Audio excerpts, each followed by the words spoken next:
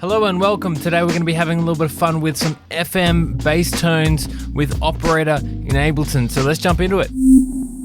So an FM bass is when we use a synthesizer that is capable of frequency modulation to create our bass tone, but what we're doing is harnessing the FM qualities and capabilities of that synth. FM can give a really nice sense of grit and character to your bass tones, and it also really helps with translation on different systems as well. Let me show you this example. This is like an FM Bass Pluck. All of them are very similar in how you make them, but they have slightly different effects. So this is more of a dark and deeper FM Bass Pluck. Let's just have a listen to this.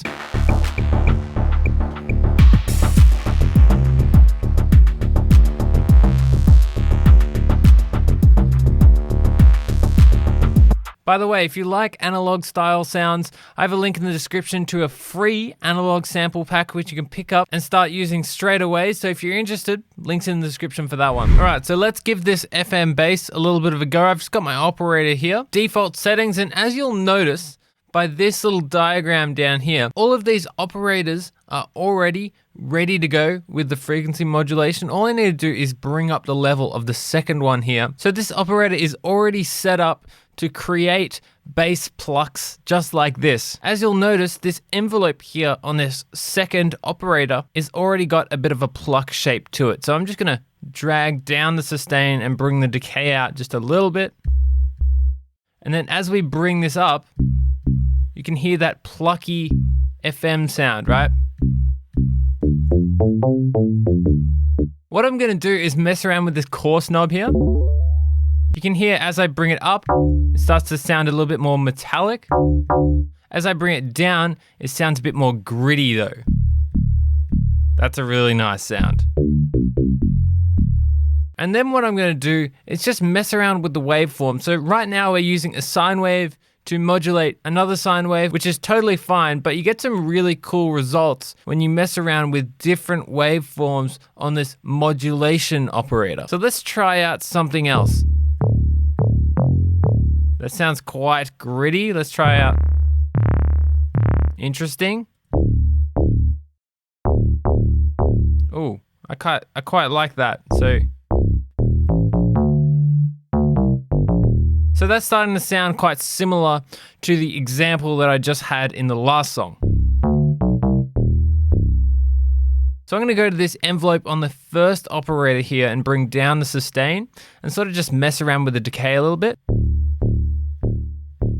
So already we have a really nice FM bass pluck. Let's just hear this with a kick and some drums.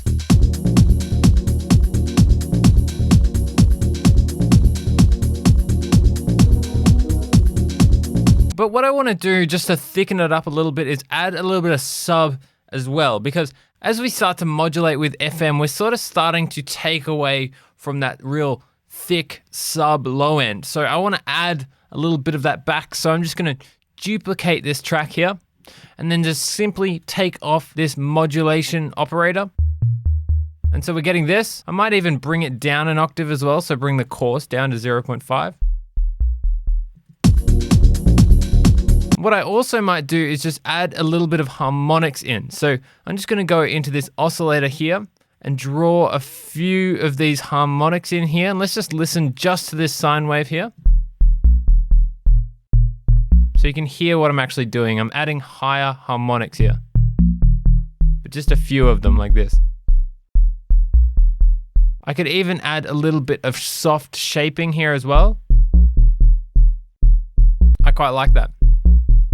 And what you can also do as well is go grab an erosion device, and then I'm just going to use the wide noise setting just to add a little bit more noise in the background as well.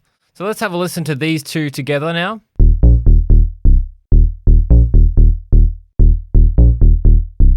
Just the FM bass by itself sounds like this.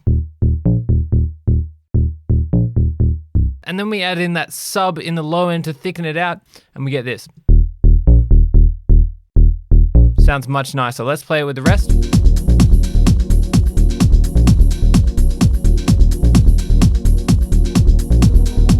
So you can mess around with all these different waveforms and you'll get different sort of characteristic results for each one. If you want your more classic style deep house one, you're probably best off using just a sine wave and driving the level a little bit more. And maybe coarse up a little bit instead of down. And then you get that sort of characteristic deep house plucky sound. Something like this. You can even try one that's a little bit slower, one that's a little bit quicker as well. And that'll just give you a bit more click at the start. All right, so now I want to try something similar, but a little bit different. So the concepts are similar, but instead of making a pluck, this time it's going to be more of an elongated bass line using an LFO instead. So again, we're on our default operator preset. We've got a sine wave here, and I'm going to do something similar to what I had before. Go over to this square 4 wave and bring the level up. This time I'm going to go to the envelope and bring the sustain all the way up. Now you can hear what it sounds like, right? And if we bring that coarse down again, we get that really nice gritty sound. And what we're going to be doing is using an LFO to modulate this level knob here to give us some nice characteristic textural wobs. So let's go to this LFO over here, and I'm just going to turn off all of these destinations and go to destination B, and now select oscillator volume B. So now it's going to be modulating this guy. As you bring up the amount, fiddle around with the rate as well.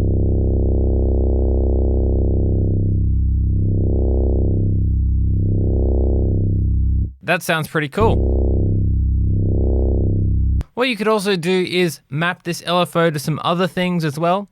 Maybe I could map it to the filter here and see what that sounds like. I also want to turn the voices to 1 just so we have a bass tone and we don't create any chords when we're changing notes. And maybe I'll turn the pitch envelope on as well.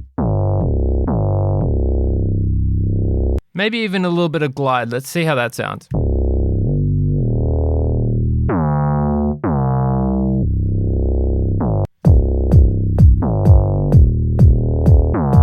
So what I also want to do is click this little R here. So with this on, whenever I hit a note, it re-triggers the LFO to begin again. But I want it to be free running, so it's always moving, whether I'm hitting a note or not. So now let's check this out.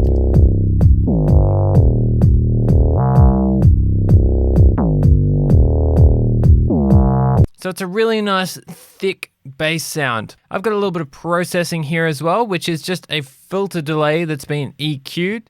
So none of the low frequencies get echoed. And this just gives it a little bit more width.